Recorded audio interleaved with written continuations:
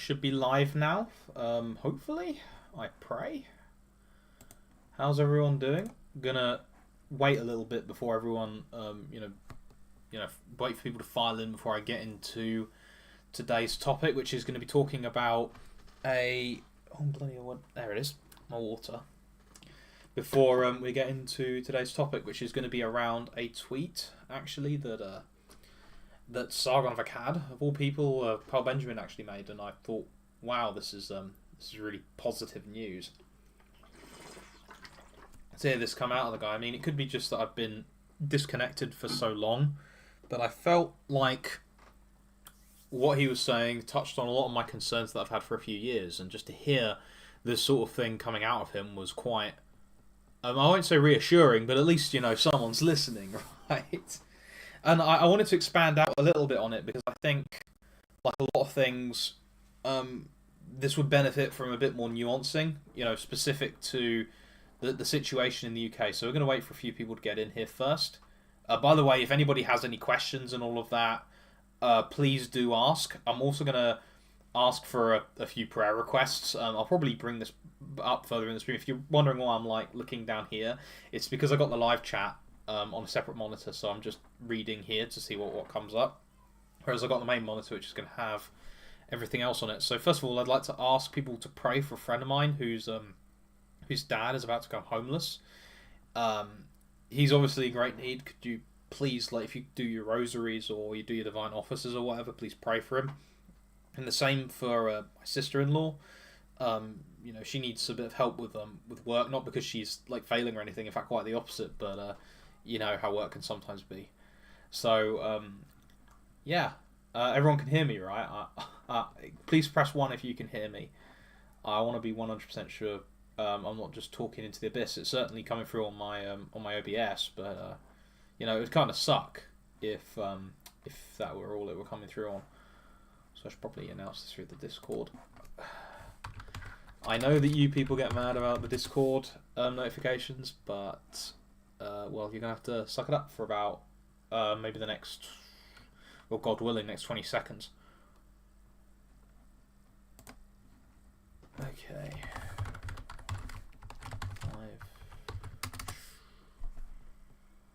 How's the family?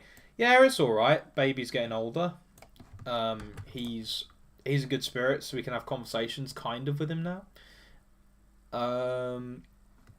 He's, it's just really, it's pretty exhausting stuff, to be fair with you, having a baby. I mean, they always tell you that, and it is, but it's not quite so exhausting as I thought it would be. You survive. I'm still able to do plenty of stuff with my own time. I still managed to get, a lot of the days I'll manage to get, I'll be able to work my job and still get an hour in for other things, just on weekdays, and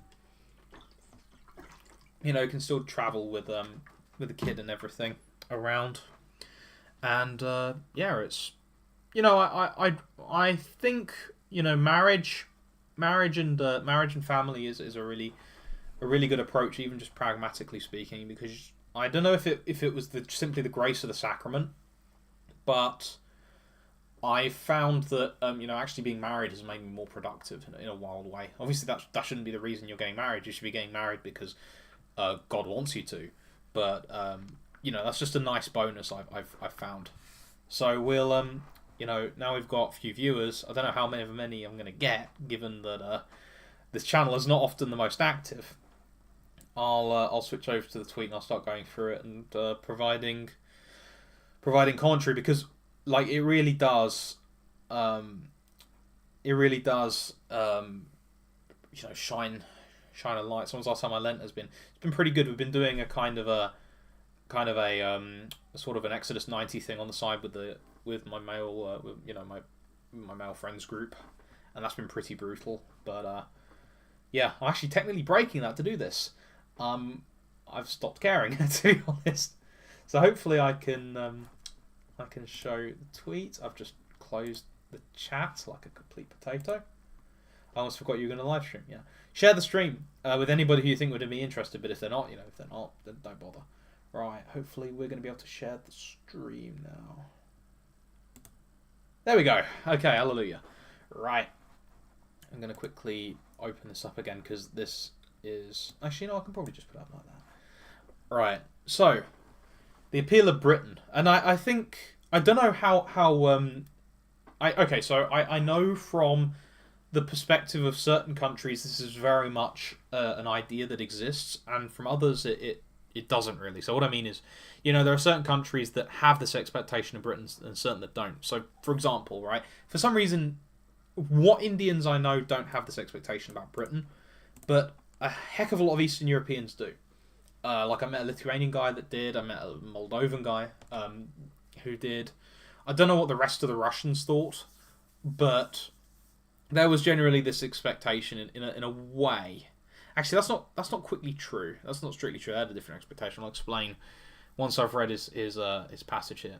The appeal of Britain, of England, is that it was a small and settled place, which was homely and cosy, in which a person could feel truly relaxed and at their ease.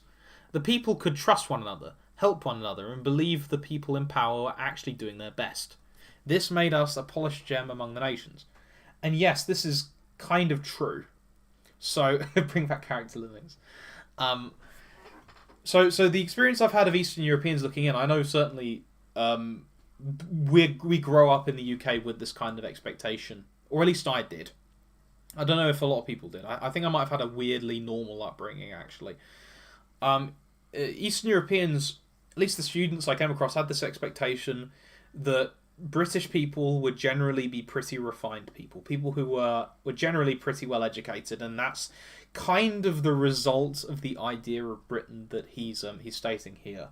However, the Indians that I've come across had this view of the UK as basically being London, and I don't think they have much of a concept of our culture at all, like not having any idea of how utterly expansive our musical traditions are. Right now, granted, our musical traditions tend to be identical to what the rest of the world listens to because Anglo-American music is the current dominating trend. But it still that doesn't mean that it doesn't exist. So, and then he goes on, all that is gone now, of course. Sargon of yeah, okay. Be kind to the guy because I think he's right here. Like, don't. There's no need for unless it's banter, All that is gone now, of course. What was a delicate social fabric that had been woven together through hundreds of years of closeness and companionship was utterly destroyed in only a few decades by their averages of mass immigration. Blair's social contractism and the attempt to instantiate an artificial liberal order oriented towards universal recognition for all groups. Now, I could trample this because I think this is a bit sunshine and roses. But I can certainly see the idea he's appealing to, this idea of a kind of a comfy, cozy Britain, like the kind of Britain that a Beatrix Potter kind of illustration will. Yeah, okay, only that. Yeah, that's fine. Yeah, because I know people can sometimes be cruel in the comments. I don't like that. But like, I don't know if people outside of the UK have any idea who Peter Rabbit is. But I've kind of got an idea of what he's getting at. Obviously, there's the Shire from Lord of the Rings, which people, I think it's like, it comes with your confirmation. You get a copy of the Fellowship of the Ring, right? Or at least watch the movies. I mean, I think it's a bit overblown. But I don't know. I can't really comment on that. But yeah, I mean, we can say that there was a delicate social fabric that had been woven together through hundreds of years of closeness and companionship. There was an idea of British ethnicity, and there still is, I think, a very weak one, but it still exists, and a lot of the kind of defensive HR values that that people have nowadays have attempted to destroy that, and I think that for a lot of people they may have succeeded. I don't think that the closeness and companionship is necessarily that true, though. You have things like Peterloo, and you have the Pilgrimage of Grace, and you have the Civil War, to name but a few things. But I mean, there was an idea of England that was more than merely an economic system. Right, there was a shared language. There was Chaucer, there was Shakespeare, there was the cringe James Bible. right? These great cultural artifacts that unified us, and a kind of a culture that was around that, and that was utterly obliterated, and people nowadays don't have any idea what these things are. And I'm included in that number. In fact, like my great grandmother used to write these wonderful poems to us when we were about 5 or 6 or 7, and I mean that's from a completely different world from the world that we live in today. In the UK, it actually feels profoundly unsafe.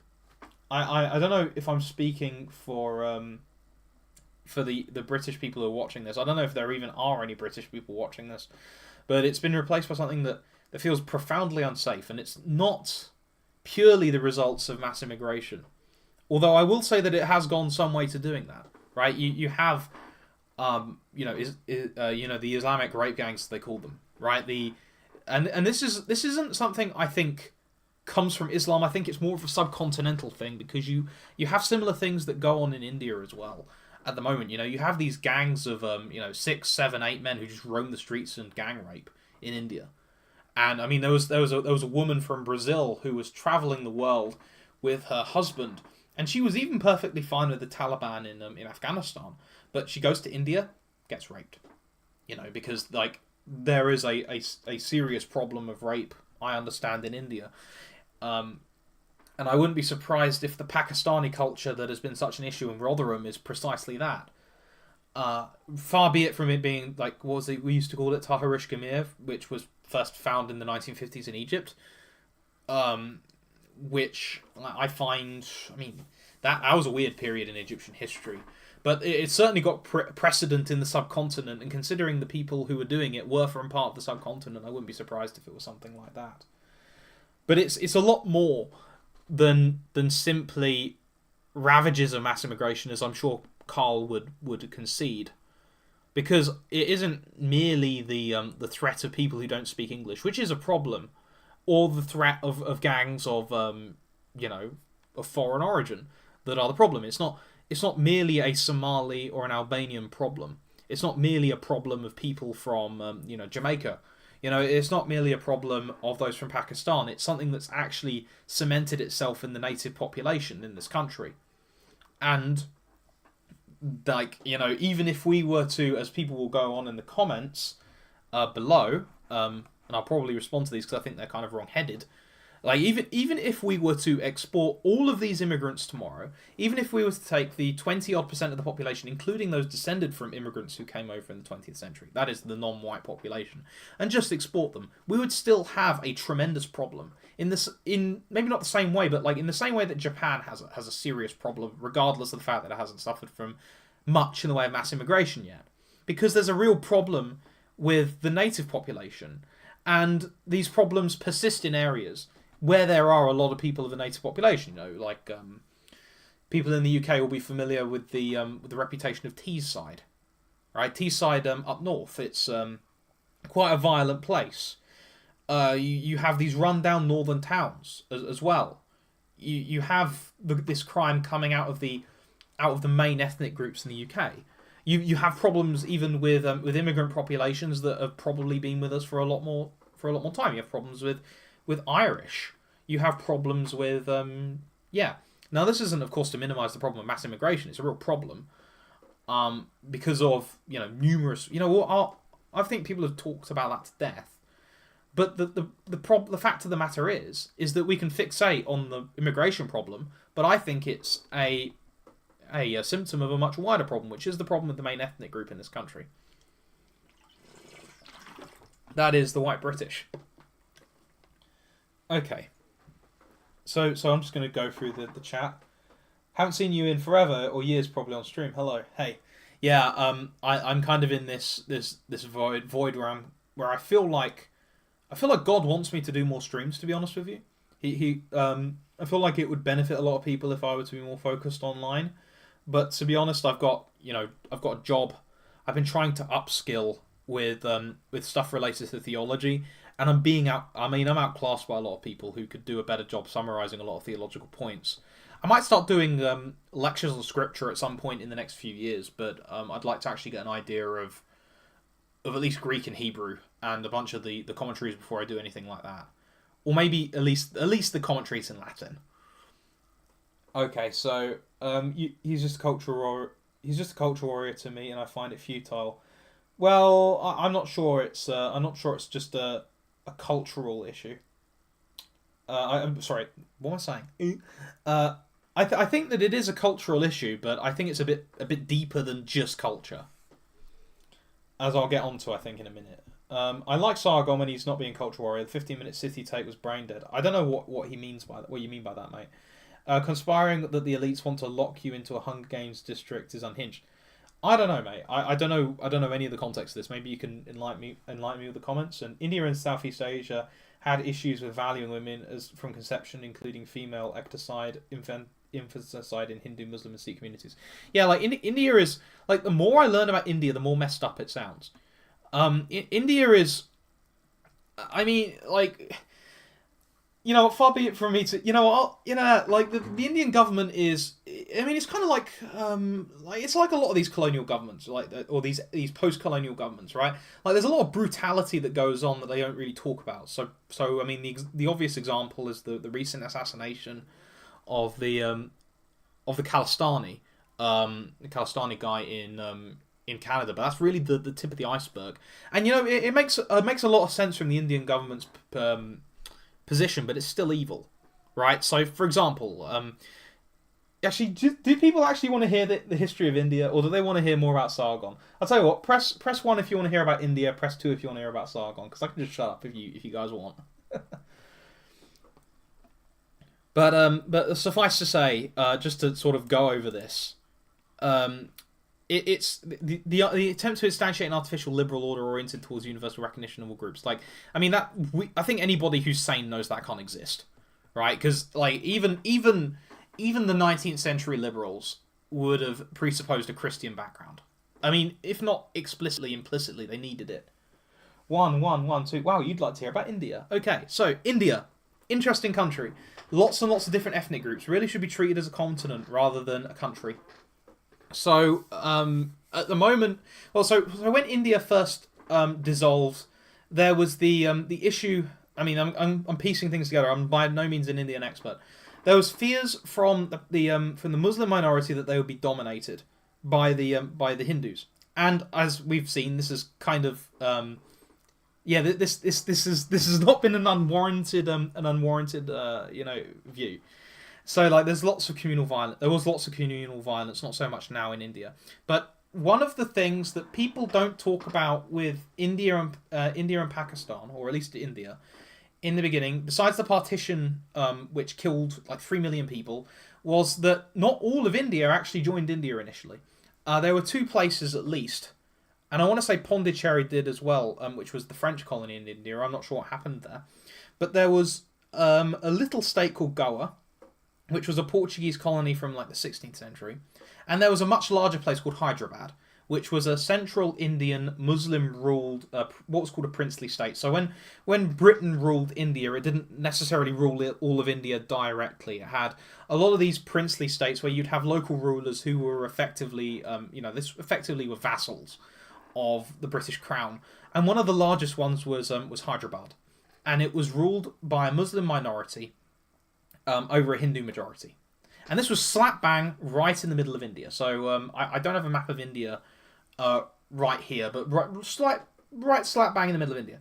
And this country, this princely state, refused to join India. And so there was a bunch of meddling that went on. It made sense from the Indian perspective to do this because you've got a gigantic country in the middle of the mountains. Or at least because in India you've got this giant mountain range in the middle of the subcontinent. And Hyderabad is kind of along there, and it's also landlocked. They actually tried to buy Goa, which is along the coast, so they could have a port. They separated and had independence, and they began to arm. And there was, all sorts of back and forth. India embargoed the country of Hyderabad. And eventually it led to an invasion, which led to a lot of people getting killed. Highest estimates are like 200,000 from Wikipedia. No one ever talks about this. That's the first one. Right, so the second one is Goa. Goa still speaks a kind of Portuguese Creole. Unfortunately, in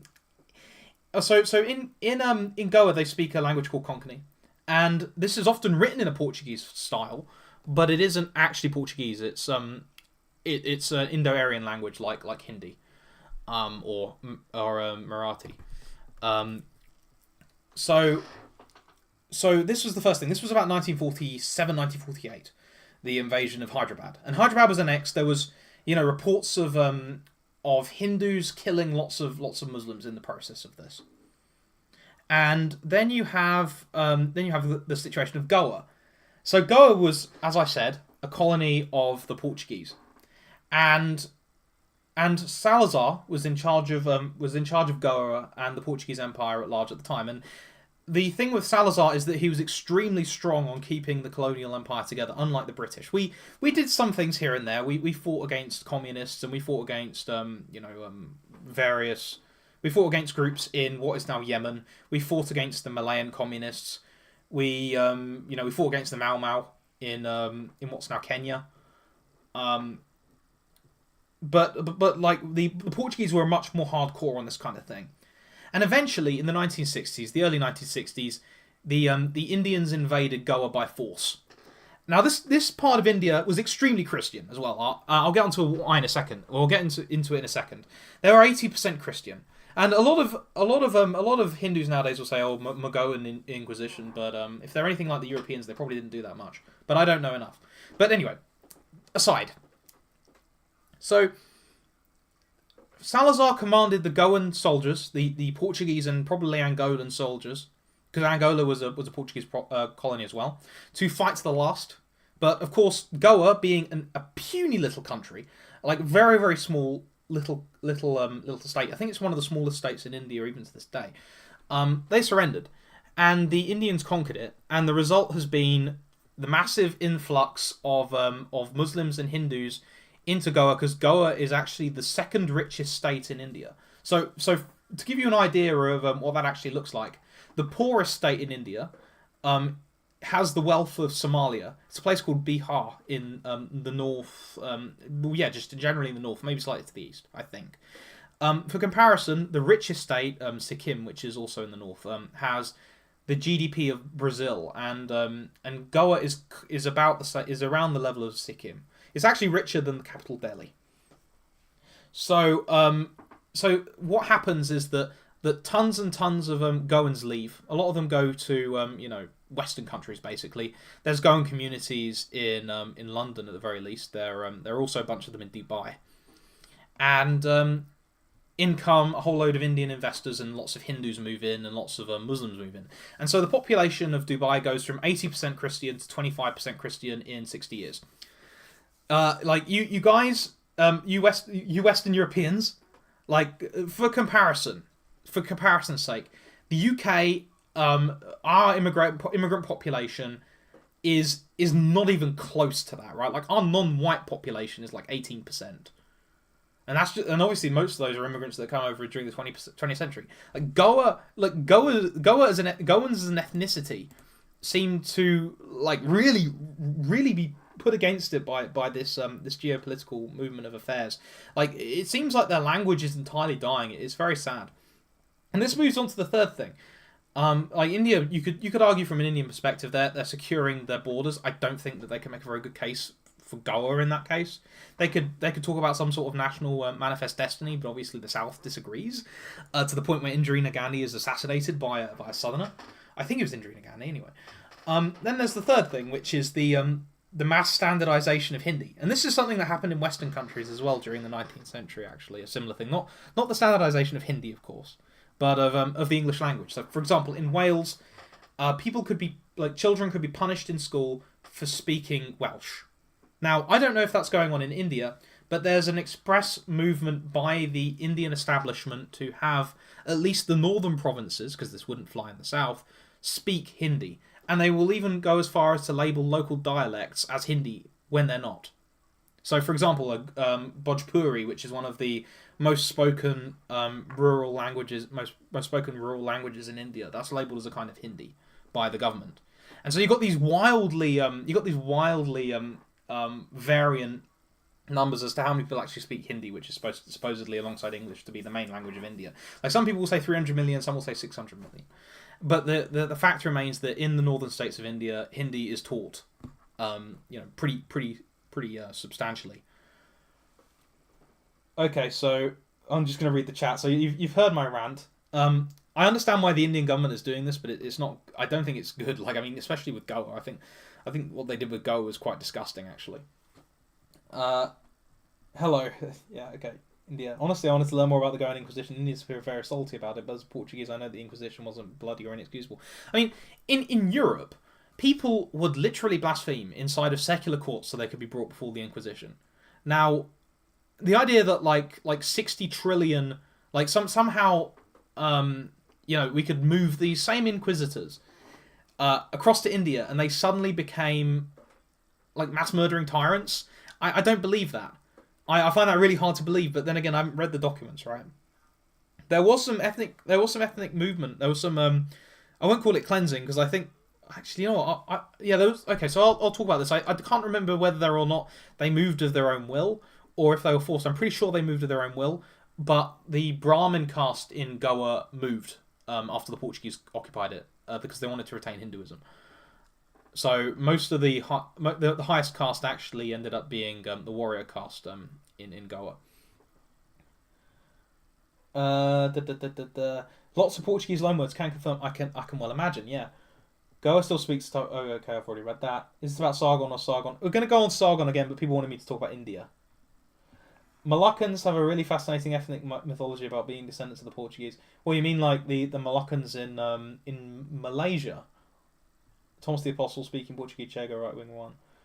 Speaking of the 19th century, liberals would have had a Christian perspective, but massive time about Christian influence in early America. Yeah, I mean, there's tons of stuff that went on with the Christians in early America. It was very, it's kind of wild. Wait till you finish in this story. There was one, every Malayali Christian I've ever known has a name started with a J. It's super common for them to be named something like John. Yeah, it's kind of wild. You see lots of otherwise Western names from places like Goa and the Malayalis are in southern India. You've got like there's huge amounts of Christians from Kerala, which is again in the south. The Han Chinese are doing the same thing with Cantonese and other Sinitic language dialects. I mean, it's exactly what we did, right? The British and the French. The French wiped out their regional dialects to a large extent, right? There aren't. It's not like people every day as their language speak Occitan anymore, or the various non Loire Valley French, because the government's made efforts to centralise, and the Indian government is doing the same thing. But I still think it's sad. But still, like it's like you think the British culture is being obliterated. Like at least with some training, an average British person could pick up 18th century literature and read it. Like you can read 19th century literature as if it's just any other English right now, with some exceptions. Like there are weird words like using compassionate as a verb is one of the weird ones, that is the one weird one that really pops to mind. But these poor Indian countries, like who writes these languages down? The only written stuff that I found in Goan Konkani is a copy of the New Testament on the YouVersion app. And there's apparently thousands of these plays that they used to put on, and people rarely understand them. It's very sad. But that's enough about going on about India. I bet I have completely yeeted my viewers. Actually, no, I'm on the wrong tab. What am I talking about? Go to here. Oh, yeah. 23 viewers. Wow, people actually are interested in India. What's lost in Indian culture is being lost. It's all pagan junk. Well, a lot of it is, but you've got to remember as well that this is being done by the Hindu party of India. They're trying to centralise, so it's not like they're completely obliterating all the pagan junk. They're just sort of centralising the means of communication and stuff like that, right? And I do think that. I mean, we still prize the Iliad and the Odyssey. We still read, pagan literature all the time. So I think it's sad that they're losing their common cultural, their common cultural fabric to a nationalised culture. But if they lose idolatry, then yeah, we're here for the rant. Anyway, for the people that have joined since my India rant, yeah, I largely agree with I agree to some extent with Carl here, but I think that there needs to be a greater focus on the issues with our main ethnic group. And the main reason for that is that I think that they're probably the more substantial problem, because there are simply more white British in Britain than there are immigrants. That's the first thing. The second thing is that the kind of brain surgery you need to do on Britain to actually get rid of that group is ridiculous. Like you'd have widespread conflict unnecessarily, and I don't think that you would gain as much as you think that you would. The Iliad and Odyssey aren't systems people are to inhabit. Well, actually, they were important religious texts. Is Hinduism worse than Islam? Yeah, any day of the week. And just any day of the week. From what I know of Hinduism, like at least Islam believes in one God. And a lot of Hindus do as well. But the connection to Christianity is really important. Like Islam is it's not even a contest for me. You could get rid of all these immigrants. You'd cause like a massive hole in the UK social fabric, as the majority of white people wouldn't be on board with that either. And you'd still have all of the problems that you had before, like the massive alcoholism problem that no one wants to address. The massive, we're like the second most cocaine country on the planet, like behind Australia. Like the amount of cocaine that people do is way higher. Well, maybe not way higher, but like is like the second highest on the planet. Right? You have widespread depression. You have widespread irreligiosity, and people that don't even know anything about Christianity. Like, I bet if you were to ask these students who whine about Christianity being bigoted what the four Gospels are, I reckon that like a good 75% of them couldn't tell you what they're named. And this is a similar case. Actually, I don't know if it's a similar case in the US. I might be just pulling out of my bum, actually. Yeah. Would you call yourself an anti-nationalist or a pre-nationalist? I don't think I call myself either. I love my country. I want the country to continue to exist, but I honestly think the majority of British people have a very vague idea of Britain, and I think they don't care about it.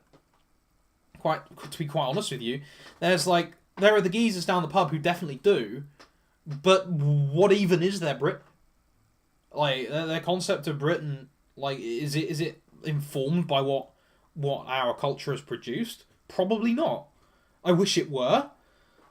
It's a shame. Paganism is cringe, but Hinduism doesn't have the same universal entropy as monotheistic religions.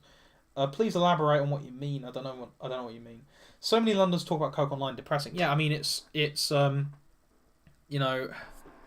don't want to be crass, but there's a saying that goes along with doing cocaine and then going and pursuing women. That's another thing. The widespread infidelity, right? The widespread infidelity. Lots of people just do it, and they get pregnant outside of marriage, and this is seen as normal. It's disgusting, and while we're chasing after the LGBT, the LGBT crowd, or the transgender stuff, and that is something that needs to be pointed out. And thankfully, the UK has now apparently stopped giving puberty blockers to children, which is a wonderful thing. But it's kind of hard to convince a lot of these LGBT people. I imagine a lot of them are maybe even be fleeing from this culture when there's such a rampant and disgusting culture of divorce and cheating in this country. Yeah. Sins of sodomy, cry to heaven for vengeance. Yeah, we accept that as Roman Catholics. That is what the church teaches. But at the same time, when you've got such rampant pornography addiction, divorce, fornication, a lot of people are scandalised by that, and they go further. And what do people on the right say about that? Have you actually heard a right-wing pundit go on about the divorce problem, to any serious extent? Have you ever heard them go on about... you've heard them go on about the pornography stuff. A lot of this stuff in the Catholic sphere is pretty normal. But Nigel Farage, does he go off about the problem of divorce in this country? He's certainly not known for that. GB News. Do you switch on GB News and have it talk about the problem of widespread contraception? Of course not. Because the right wing in this country accepts this and they think you're weird if you don't. 224,000 abortions a year isn't something that would disappear with zero non-natives. You know, that's another thing, right? Like the mass murder of infants, you know? Like people worry about and wonder why they're treated like rubbish in the workplace, and they're treated not like human beings but rather parts that can be replaced and paid a certain wage, and then they murder their children, and then they wonder why. It's silly, isn't it? Right? Like if we as a society are going to treat the most vulnerable as you know, like like the the blocker preventing me from being a middle manager, or worse, being a partier. You know, is it any wonder that your manager is going to throw you out because you're not producing enough? Is it any wonder you're paid peanuts? Like, these things are small fry compared to murdering a child. Is Nigel Farage even religious? I don't know. That's another weird thing. I'll get onto that a bit later on, actually. This is why Hitchens has peaked, right? Don't know so much about Hitchens is alright. He's probably the sanest person in contemporary politics that I'm aware of in any depth. Nigel's a divorcee. I don't know. Is the UK doing worse than the US? Oh, I mean, in terms of salary, I mean, like, yes. In terms of birth rates, yes. In terms of religiosity, yes. Like, the US, like, there are sections of the US society that to me seem quite healthy. There is not a single section of the UK society, with the exceptions of like small groups of families huddled around certain parishes, which is healthy. You know, you have hardcore Protestants. They might be healthy. You have certain trad-cath communities. They might be healthy. But the overwhelming thrust of society? No. No, they're depressed. They're cynical. They don't believe in God. Or if they do, they believe in some sort of God that doesn't make any demand on them. You know, like, I mean, I think the country's done for.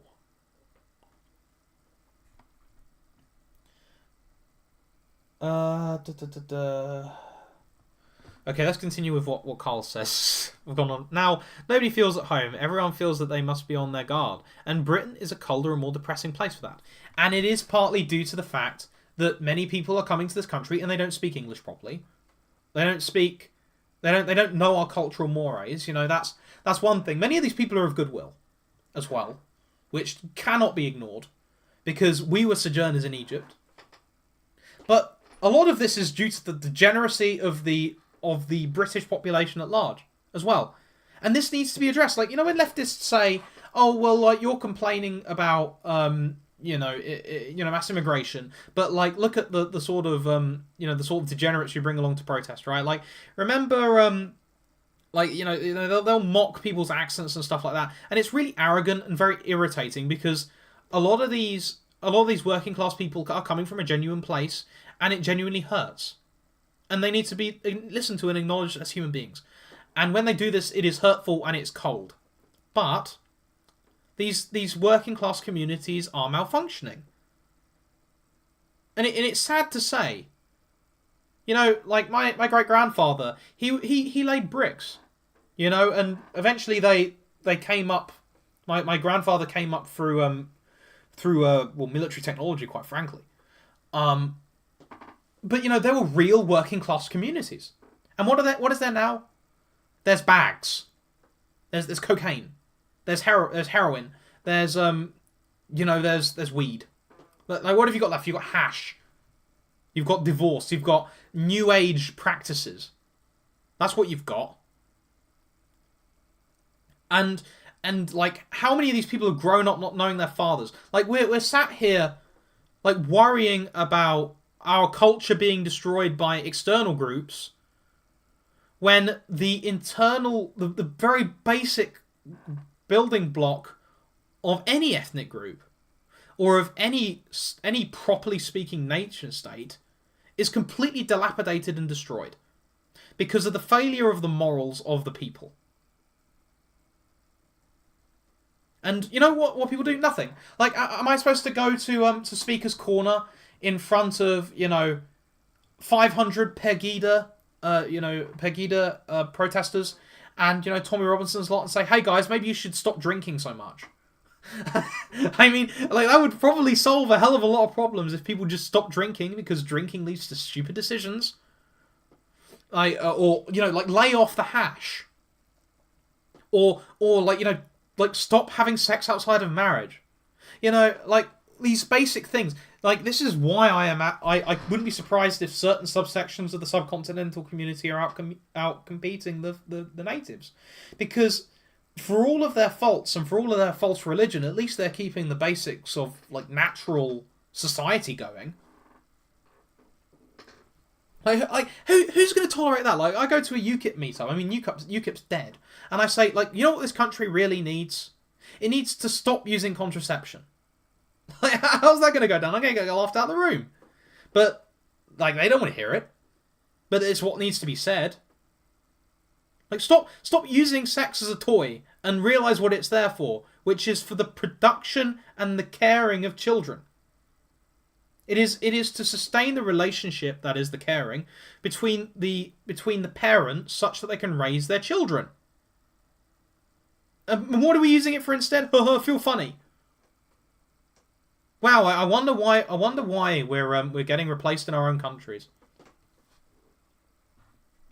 These things are wrong. Where I live in the Upper South, Bible billboards and ads for sex shops are equally ubiquitous and usually in the same places in the same communities. Yeah. I mean, I think this is probably the US, because a Bible billboard would be remarkably uncommon in the south of England. You might see one in the north. Like I've been to Leeds a bunch of times, and Leeds is a surprisingly religious city, I think. But in the south of England, you must be joking. That doesn't reduce your tax. Like, you can't. I mean, actually, it kind of does. If people actually went to church and found out about gift aid, you wouldn't be paying less tax, but at least you'd be going to a religious institution. Like, that's one of the magical things that the US needs, and that is gift aid. Gift aid. So how gift aid works is that when you donate to a charity, you can give a 25% sort of stipend on top of your donation, and that's taken out of the money you pay as tax. Wonderful system. That's one of the great things about this country. But yeah, so many people complain it smells of weeds in an urban environment. The supreme evil vapor of our time. Yes, exactly. Yes, it's disgusting. You walk around student campuses. There is a desire for the policeman and the truncheon to return to stop the student from smoking weed, just so we don't have to smell that disgusting smell. Like I can't be the only person who.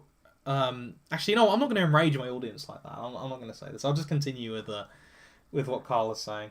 Anscombe was so right when she said that having sex outside of marriage for recreation makes you no better than an animal. Yeah, exactly. You're using another person as a masturbation aid. It's disgusting. Another human being made in the likeness and image of God, someone with hopes and dreams, a mother and a father, and you're using them as... You're just using them.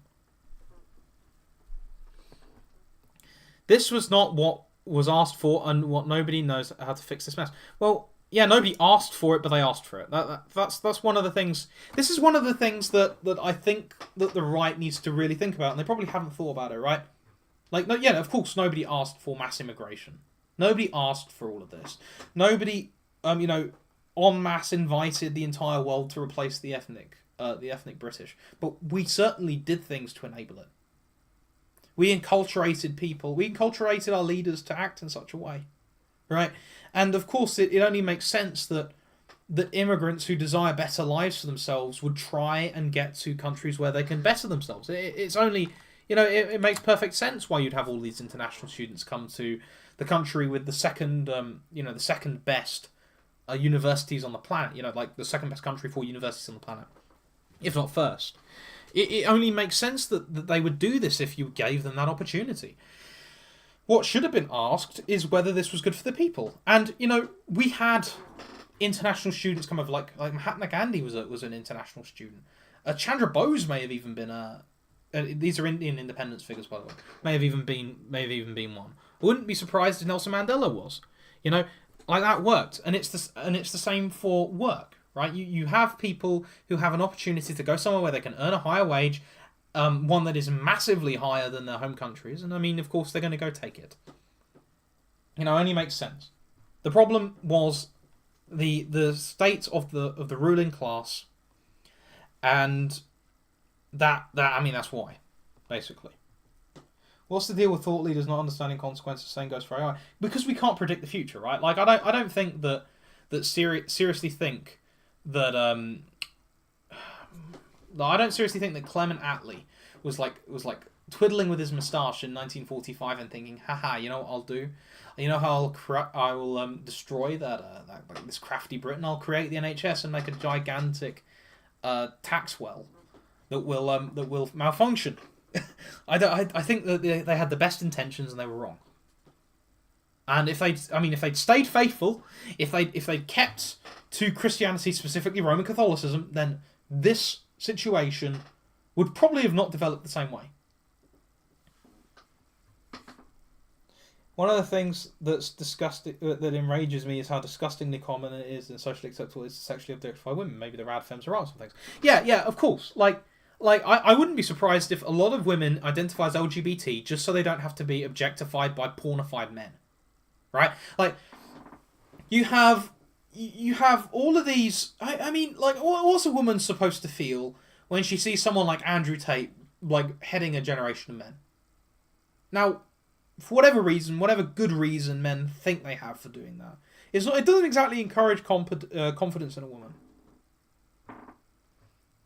And you know, a lot of these men probably, I mean, do they even know better? Maybe they do. Maybe they do know better, because I don't think I ever really had massively negative interactions with women before I got married, and I always endeavoured to treat them as human beings. I think, like, I don't think I ever went out of the way to do anything explicitly misogynistic. But you know, like, a lot of men are just Kumas. Maybe I did act in that way when I was a Kuma.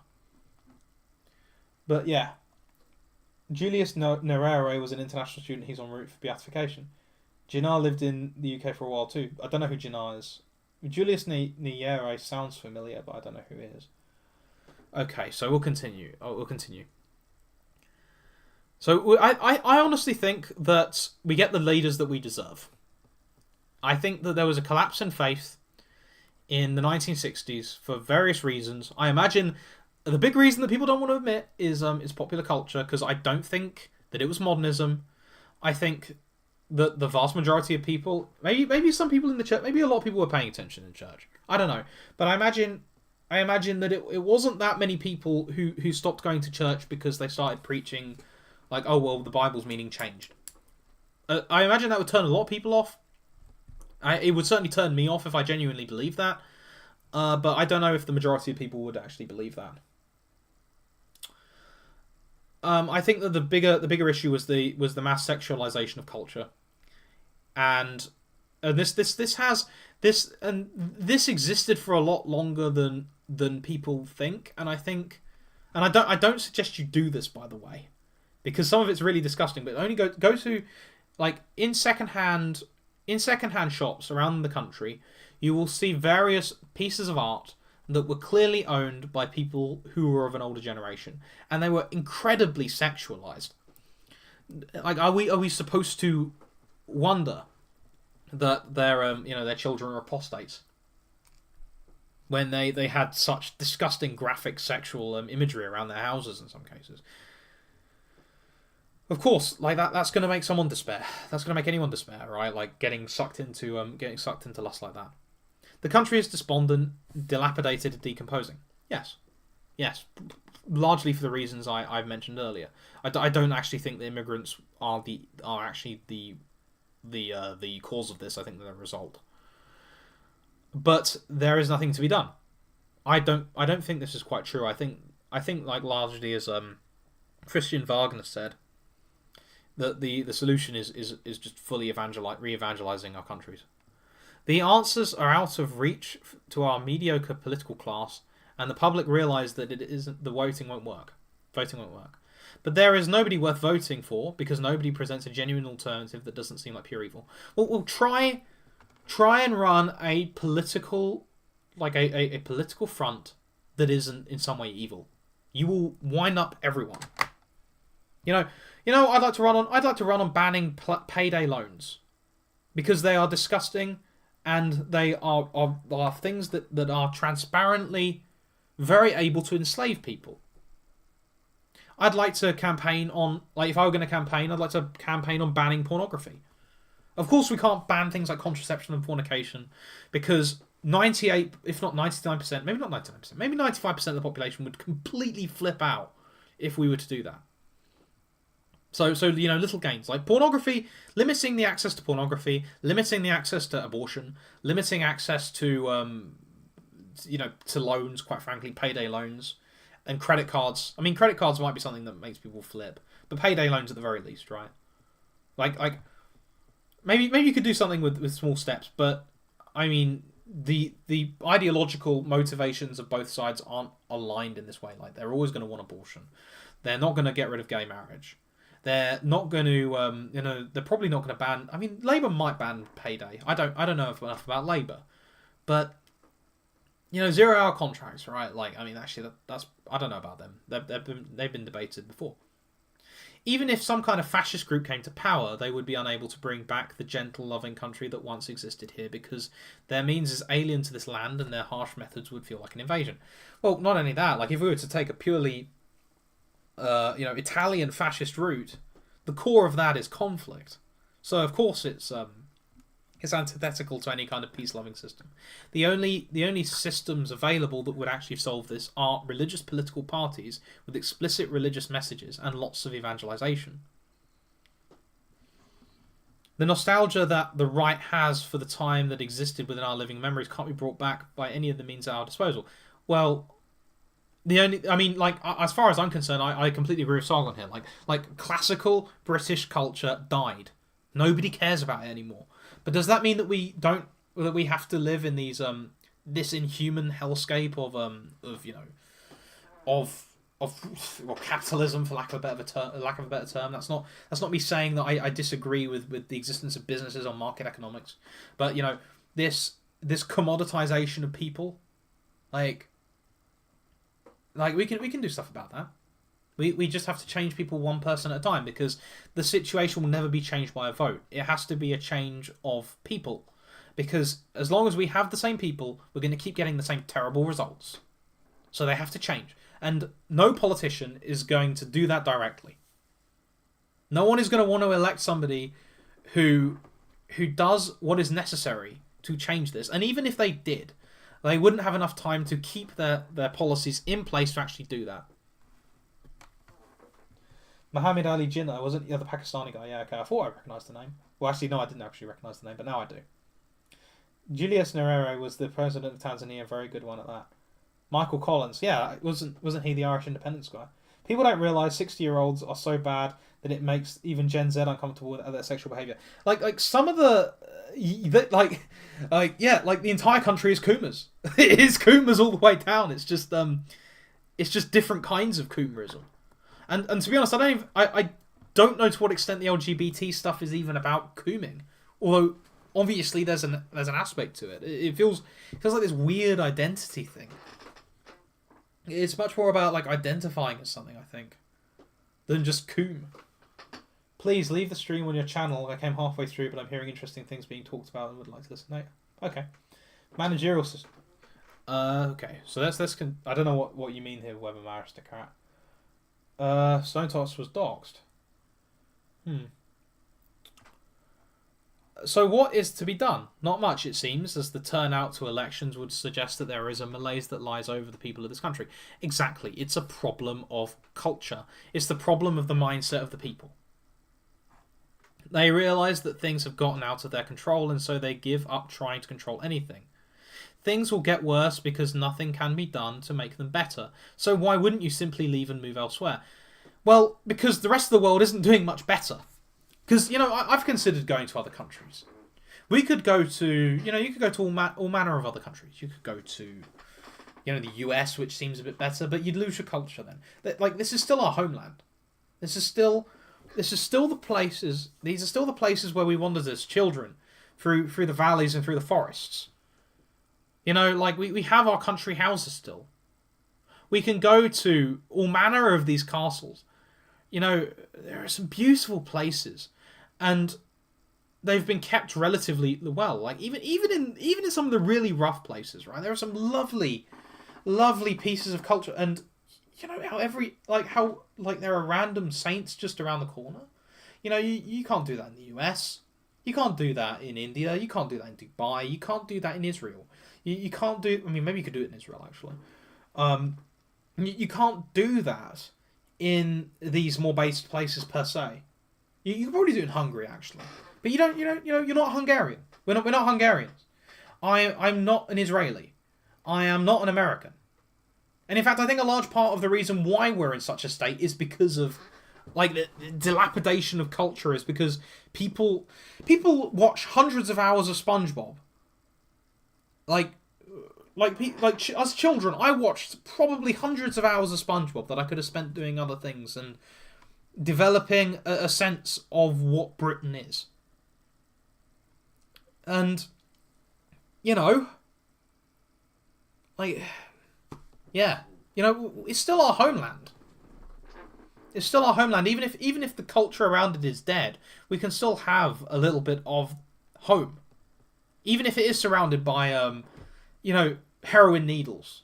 Even if I go to some rough town with a castle. I don't know. There's plenty of them in Northumbria.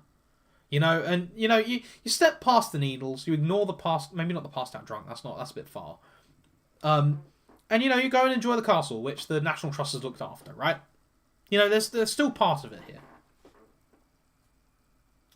And like, we also need to realize that like the past wasn't all peaches and rainbows either, right? It wasn't great. That might go some way to like not crippling us. Although of course, you know, this is I understand the complaint. Yeah. LGD is definitely about cooming, TBH. I don't know, man. Maybe they are, maybe they aren't. Back in the day, but compared to movies to TV shows, though, it's now in the past. Yeah, I mean that's true. Like at least the sex scenes were implied in like the 1940s. Movies and TV shows in the 1960s were much cleaner. Well, I don't know. James Bond was pretty bad. Has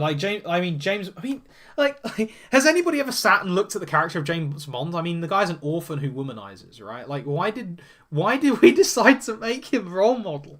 He's the exact opposite of a role model. In the US, movies were forced to be cleaned by the Hays Code. Yeah, 60s were arguably when the rot set in. Other countries didn't have the Hays Code, so their movies are still relatively clean before the 1960s. Look what you've done, the Hays Code, lots of Hays Code stuff. It would make stories better if you didn't just shout... It would make stories better because you couldn't just shout curse words and call it witty. I mean, I find the most annoying thing is when they break the fourth wall. When they're like, we know that we're in a story. Wow, viewer, did you know that you're watching a movie? Wow. And I mean, yeah, Bond is a social scourge. James Bond is a social scourge. Like, it's...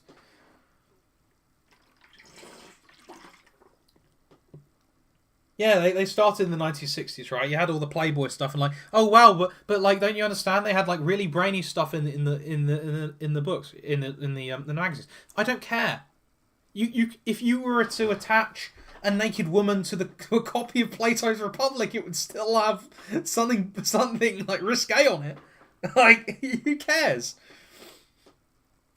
Okay, so what has to be done? Not much. I'm trying to find out. Election assertion the Malay lies. Sorry, I lost my place. So why wouldn't you simply leave and move somewhere else? It is irrational not to do so, but that means giving up on a historical continuity that almost no other country can boast. Well, is it really irrational? I don't think it is, because you know, British people have a different culture from the rest of the world. We think in completely different ways from particularly Indians and Chinese. We're not Americans. Americans behave in a much more bombastic way than British people, and I don't think Americans, outside of maybe New England, can relate to the historical depth that their homeland has. And I think that's a great shame for Americans. We're simply we're tied to this land, and there's so many beautiful things in it. Why would we ever leave? Because we have some Malays? It's not like we could fit in elsewhere. Like, what are we supposed to do? Go to Thailand and be part of the emigre community, or whatever we're calling immigrant there? Like, am I supposed to be, am I supposed to go to Pakistan? Or am I supposed to go? Like I could go to a Gulf state or Dubai and make like a killing and be in a soulless metropolis. Like, well, why would I do that with my life? I'd rather, even if I have to step over the drunk, I'd rather go down St Mildred Street and see, the Church of St Dunstan. It's that we're British, we're English, we have our culture, and it's still here, even though the majority of our people have forgotten it, and it's never going to exist in the same way ever again. It's still here. We can still enjoy it. I still love going through the fields with my son and with my wife and son. We walked around fields with horses on Saturday, and I took her all around this woodland that was near my parents' house, or my mum's house, and it was very beautiful. We saw, I've forgotten all the plants. We saw the violets. We saw the violets growing up in the woodland. We saw the horses in the fields, and my little son, my 7-month-old son, got a chance to touch some of the grass in the field. Like something he'd never done. Like I've been stuck at home. Oh, that's gonna shake. That's me moving my leg. We got to see all of these trees without the leaves on them. And I can't do that in Dubai. I've got a sand dune. I can't do that even in India. Like, what have I to do with the Indian wilderness? I got no affinity for that. And America, what's America? America has its own wilderness, but it seems like America has a completely different cultural relationship with its wilderness, which Britain doesn't have. Like, why would I abandon the countryside? Like, it was one of the most cheerful things of my childhood, and why would I neglect to give my son that? James Bond caught swinging 60s culture at the right time, and that's why I became iconic. Definitely not a fan of James Bond. City Minute series. American is a person whose ancestors left their nature to move somewhere better. Basically making towns and cities where things are close, like a village you can actually walk to. I mean, like a lot of Britain's like that. I live in a place like that. I can't drive. I need to sort out my driver's license. I've been procrastinating on it. I did like 4 sets of lessons, and something has gotten in the way. Like, first it was A levels, then it was my third year, third year of uni, then it might have been it was either my masters or something. I can't remember what it was. And then it was my son being born. Like that, it's just been. Like, I walk my town. I live in a walkable town. Wonderful, wonderful market towns in Britain. Seeing the same people every day will probably fix community cohesion. I mean, I go to church every day. I mean, I see people all the time. I don't think that's the issue. I'm still as isolated, I think, as a lot of people. But I see the same people every day. I mean, actually, maybe that's not true. Maybe I do benefit from those relationships. I don't know. I'm just not very social with people at church. It used to be that just the Western world had birth rates at below replacement level. In East Asia's birth rates fell below replacement level birth rates in India. Yeah. I heard one person explain that this was because their parents want them to have upward mobility, and so they're trying to focus on those children. But I think that's a really stupid idea. I don't owe my son upwards mobility. I owe him to give him as great a relationship with God as possible. And the natural result of that will entail at least a career that functions. Like, I don't especially care if my son is a CEO. I care that my son makes enough money to take care of his children, or that he makes a good priest or a monk. And so I don't have that restriction. Okay, so it is irrational not to do so, but that means giving up on a historical continuity that almost no other country can boast. Well, yeah, that's true as well. Like, we have a very interesting history.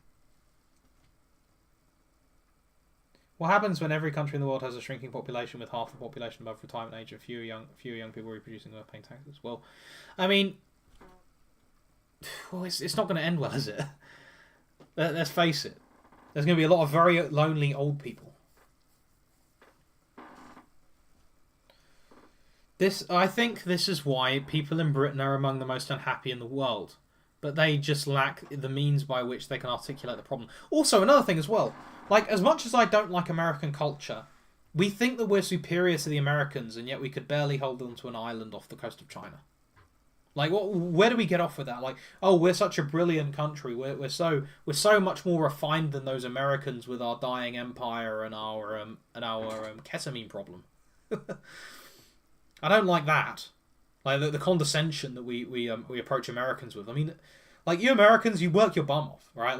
Like you guys work weekends, and like, I mean, it's crazy culture. I wouldn't want to live in it, but I can respect the fact that you guys have got the grit to go through it. We can't do that. This was ours, and it was given away by our political class over the last 25 years. The political class is part of the people, and I imagine that the majority of the people probably agree. Like, at least with the fundamental principles, even if they don't agree with the results. This is why people like Lee Anderson say things like, I want my country back. It is gone, and they stole it without our consent and have given it away to people we never invited to share it with us.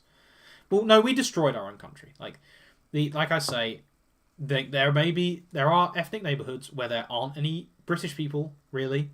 That's true. We created this problem.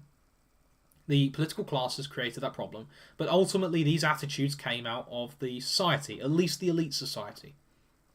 And I think you'd have to somehow argue, and maybe you could argue, that the upper classes in like the 1930s were somehow vastly different from the working class. But I don't think that would be sufficient to do it, because if I to appeal to scripture, right, God rebukes the entire people of Israel. He doesn't just rebuke the ruling classes. Then, of all things, we are told that it was never ours to begin with, and every foreigner on earth has as much right to it as we did in the first place. Well, I don't think anybody with sanity believes this.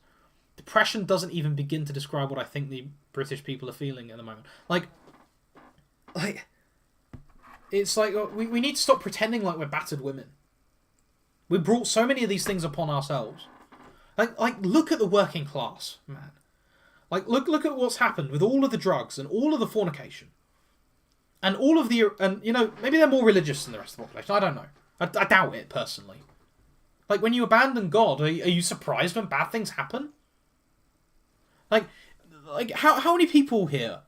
Like everyone wants to think they're a good person, and nobody has a bloody standard to judge it by. And like, wow, imagine that. Like, everyone's suddenly wicked.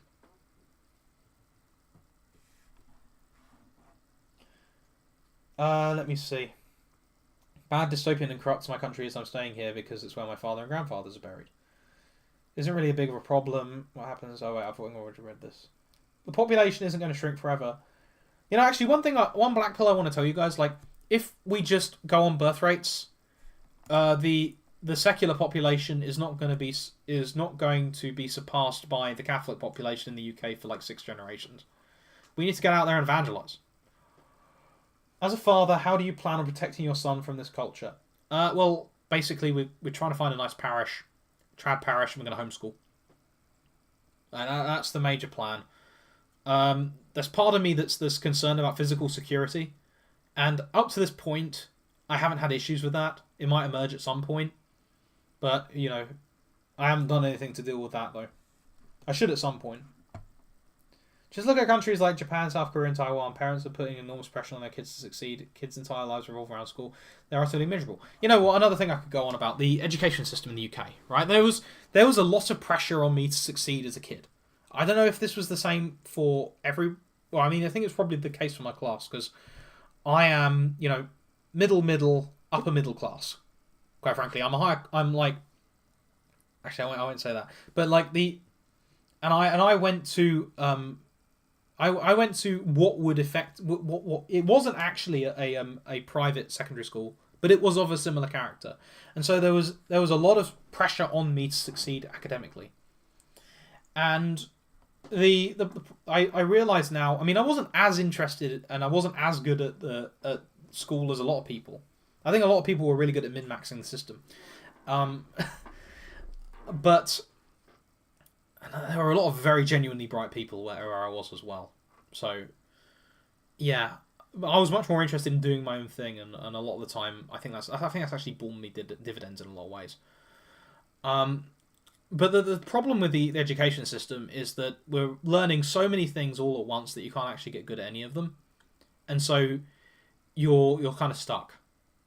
Like, I was reading a commentary on Sirach by Cornelius a Lapide, and he says that if you want to get good at something, and he says like specifically, this is so you get good at something. You study one book at a time, and he's quoting St. Thomas Aquinas there. One book at a time.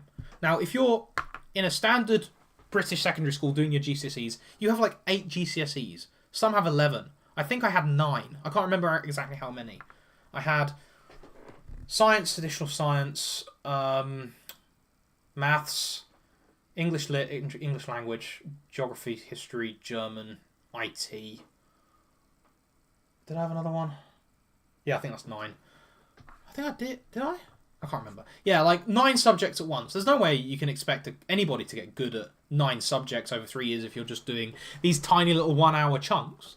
You can't. You have to pick one thing and persist through it, you know. And some of these things take forever, right? Like German. If you wanted me to get appreciably good at German, I'd need a year of pretty solid reading to do that.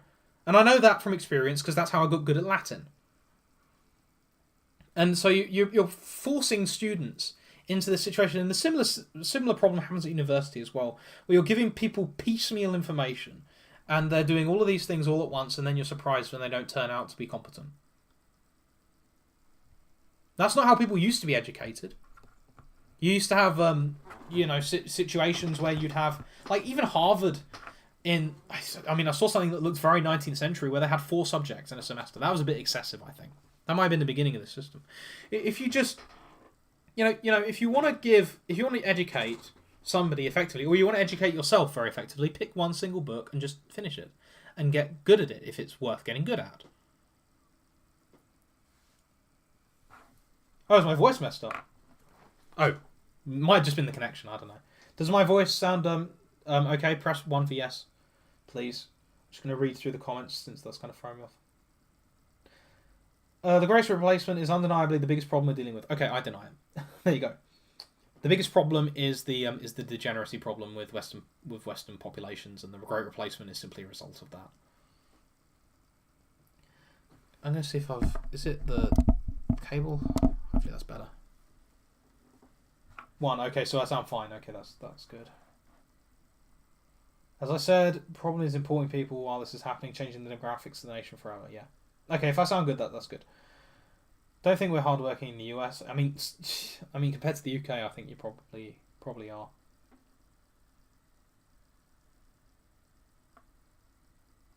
I probably won't have kids, not because I don't want to, but because it's appallingly expensive. Dude, if you wanted to, you could give your kids like wooden shoes. I can't even afford health insurance for myself. How am I supposed to afford to raise a family? Dude, people had children before health insurance. You've got to just find a decent woman, which is hard. Marry her, and then just let God handle it. Like, you're not going to be able to control all the variables. All you can do is like try your best to be prudent and pursue what you're supposed to do, which in marriage is generally going to be having kids and raising them well. Which is for like the vast majority of people here. Can we recover from degeneracy? We cannot recover from the great replacement. Well, then we shouldn't have been degenerate. Thoughts on Sedevacantism? I don't think it's true. There you go. I think Francis is fine. In fact, I'm privy to things. I know he's fine. Okay, so depression doesn't even begin to describe. Okay, so we've done with that, right? I'm gonna go on for about another 10 minutes. I've got to go to bed at some point, but we're gonna go through the comments under here. Small settled place, homely and cozy. Lol. All the territories owned at some point by the British Empire. Well, I mean, I think he argues that pretty succinctly. I mean, also we didn't own Egypt. We had a protectorate there. We also never owned Afghanistan.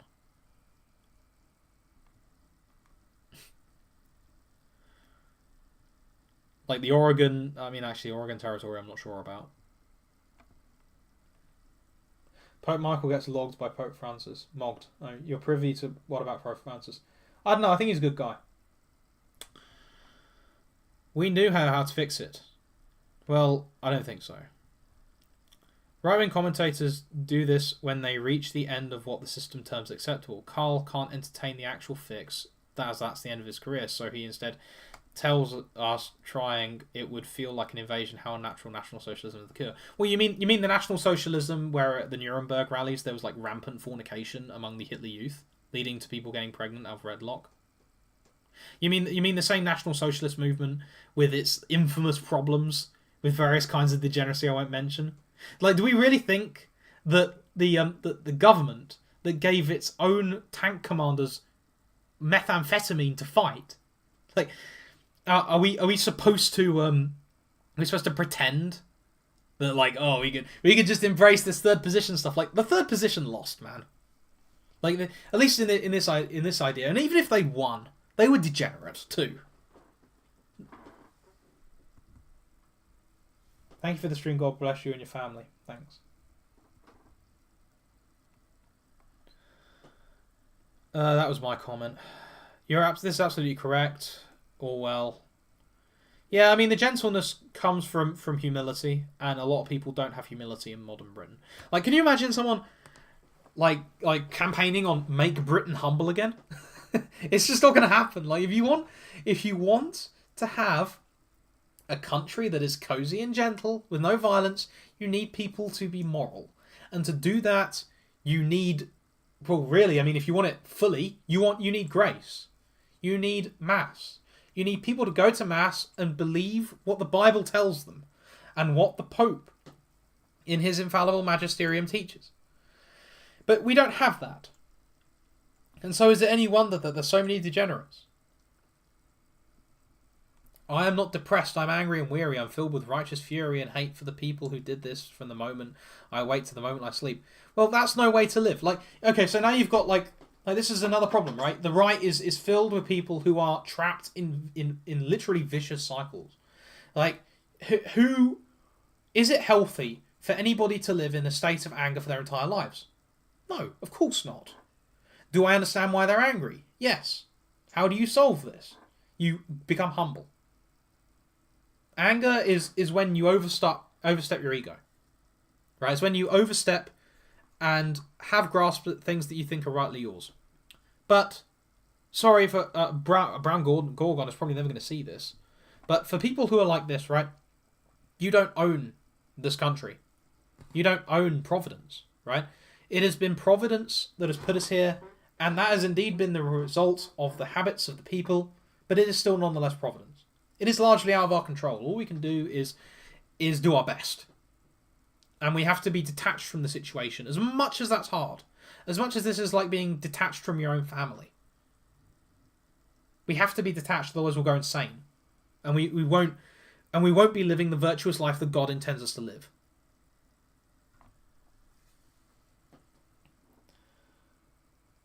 Nayib Bukele is the best Catholic political leader. He's mocked by everyone, even Orban. I don't know about Nayib. I've never heard of this guy.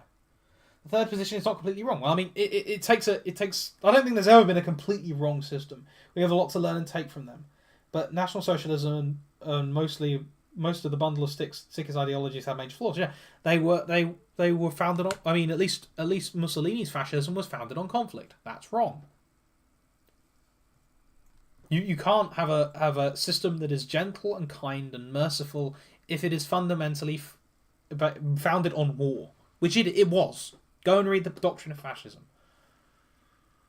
Do you have any thoughts on how to convert parents and grandparents? You pray for them and you live good lives, and if they ask you about the faith, give them an answer to the best of your ability, and try not to be defensive and cruel. That's what I would say. And don't beat yourself up if you can't do it, because, that's ultimately God's grace. The world has lost one of the greatest societies that ever existed, and the birthplace of the modern world we live in. People are failing to realise that these Western societies that are being destroyed were where people could run to. Without these, there is nowhere else to. I'm not going to even read the end of this. We must replace the narrative of continued immigration with one of repatriation and restoration. It can be a win-win project for Britain, for those who would rather not live in a free Christian country, and for those who would not live in a free Christian country. I don't know what he's getting at here. Maybe my brain breaking. I'm getting close to bedtime. What are your thoughts on Machiavelli's political theory? I don't remember anything really of Machiavelli's political theory. I read like a little bit of The Prince while I was in uni, like 8 years ago. I can't believe I'm saying that. Nearly 8 years ago. But it never really took root. I was still an atheist then, I think. Not just England, it's France, Ireland, America. I mean, it's the same thing. We were never asked, right? Like, guys, just saying we were never asked over and over again isn't going to achieve anything except getting people very, very angry.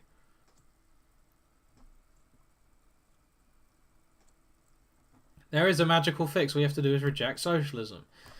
Well, then why didn't Thatcher change it? Oh, end the welfare state entirely. Problem is the UK. Well, then what about all of the middle-class immigrants, right? How do you deal with that, then? The problem with the UK is the spectrum goes from moderate squishy centrists to far-right left extremists. Far-left extremists, you have no right-wing, no libertarians. Fix that. No, libertarianism won't fix it. That'd be ridiculous. God will fix it.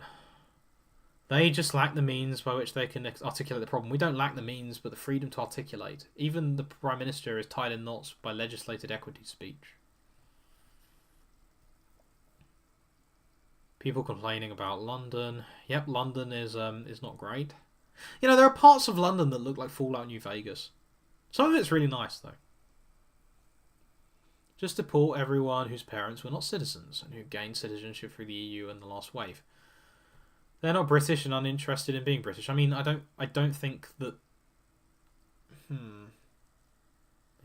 Maybe they are. Depends. I mean, I bet a lot. I wouldn't be surprised if quite a few of them are interested in being British, actually. But they never will be. Mass deportations to foreign hostile groups, criminals, and legal entrants. That'd be a good start. I mean, that's like, at least give fascism a try before you lose hope. Yeah, you see, no one has... I mean, the only guy who... I mean, the other Paul, Protestant, he probably is right. I mean, I don't know exactly what he said. He's probably said something like, we need to reconvert it. Which is true. First step is admitting you were wrong in the 20th century. Your leaders back then hated Germany more than they loved Britain. Well, that's not strictly true. I mean, Lord Halifax almost ended the war. Which is why they sold the empire to America to defeat Germany out of envy. I mean, we were already in decline in comparison to America. Very well put. Who really stole it from us? Yes, you can point to Blair, Brown, who's behind them? Oh, well, of course, it's the magic group that lives in Hackney again.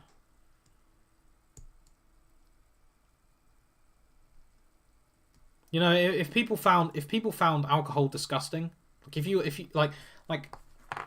to go to like a highly conservative Muslim country, like I don't know, maybe Pakistan is like this, and you were to just sell, and you were to go in front of the mosque and openly sell. I mean, if you were to openly sell vodka, you'd probably get a few people buying it. But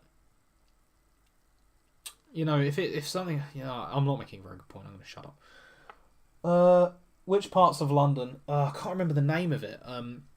My wife's friend lived there for a while, but I got off the train. I can't remember exactly where it was, but it looked like bloody. It looked like Fallout New Vegas. It was crazy. Is pseudo-fascism bad? Well, what's pseudo-fascism? The issue isn't the system itself, but the souls of the people in charge and their hardened hearts. Yeah, exactly. Exactly. It's the people. The problem is the people. It literally is, and there's going to be no election that's going to change that. The only thing that's going to change this is people. Men must be sometimes intolerant, just as peaceful men must sometimes go to war. American moment. I mean, you know, like a British person. I can't imagine. I think this feels very non-British. This tweet. And I mean, of course, they're an American, so it makes sense. We, the people, are complicit. We went for rights and abandoned duties and relationship responsibilities. Finally, something sane. At least this is closer. Oh, like you know what we can do, guys? Like we can just like elect this leader. We can have Caesar come, and you know what Caesar will do? He'll somehow make people have children. Like do we remember what happened to Augustus Caesar? So, final story for the night. So, during the reign of Augustus Caesar, there was a real problem with fertility. People weren't having children and getting married.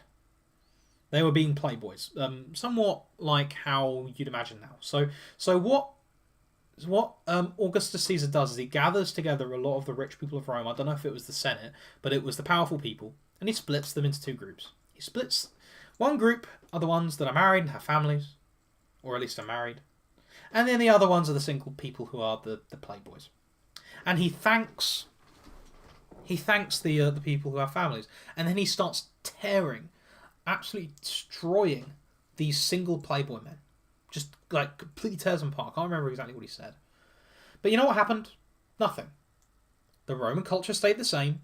People stopped having children, and the Christian minority ultimately ended up outgrowing the pagan population. You know, while the pagans were like having babies and putting them in baby dumps, the Christians were collecting them and raising them. So like you can have all of this top down, like you have literally the first emperor failing to actually change the mind of his people here. Like why do we think that like some Il Duce or Führer is gonna come out of nowhere and change the problem? Because it can't be done that way. There has to be a top down change, and it can't be done through politics. Although I mean, like the beginning of the intimation of it could be. You know, you could have privileges to certain groups.